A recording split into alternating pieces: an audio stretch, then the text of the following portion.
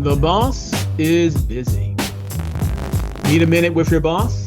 Well, get in line and be patient because the line's a mile long.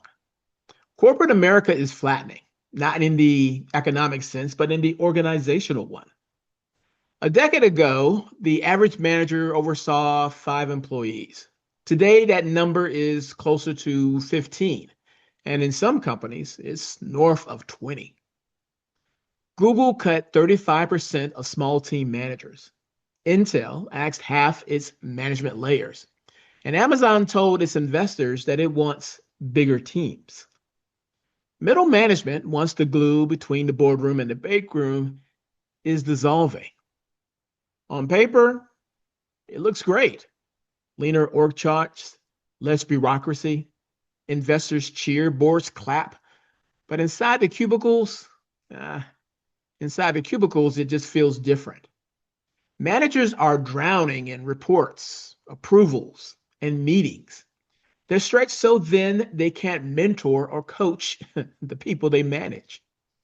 Employees are left in the dark, hustling to get noticed, hoping their one-on-one doesn't get bumped for the third week in a row. Some companies are improvising. At Bayer, for example, managers have slashed busy work by leaning on AI to approve expenses, then set up coaching hours instead of endless one-on-ones. Others are just triaging, delegating, deflecting, or pushing decisions down the line. But the through line is the same. Fewer touch points, less guidance, and a growing sense that unless you're a self-starter, you're gonna sink. Peter Drucker once imagined managers as motivators, developers of talent, leaders who gave purpose. But today they're more like traffic cops, waving projects through, trying not to let the intersection collapse.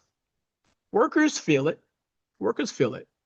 Gallup says less than half of employees even know what's expected of them at work, a sharp drop since 2020. And managers themselves confess to waking up at 4:30 a.m. overwhelmed by the load.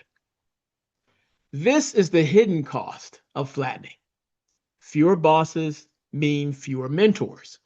Fewer mentors mean less engagement, slower growth, and eventually weaker culture. It's efficiency at the top, exhaustion at the bottom. The boss is busy, too busy to talk. And that changes everything about how careers are built and how companies are run. If you want to keep up with what's happening now and what's coming next in the world of work, subscribe to my newsletter, The Recruiting Life, over at jimstroud.com. Because if your boss doesn't have time for you, maybe you better find someone who does.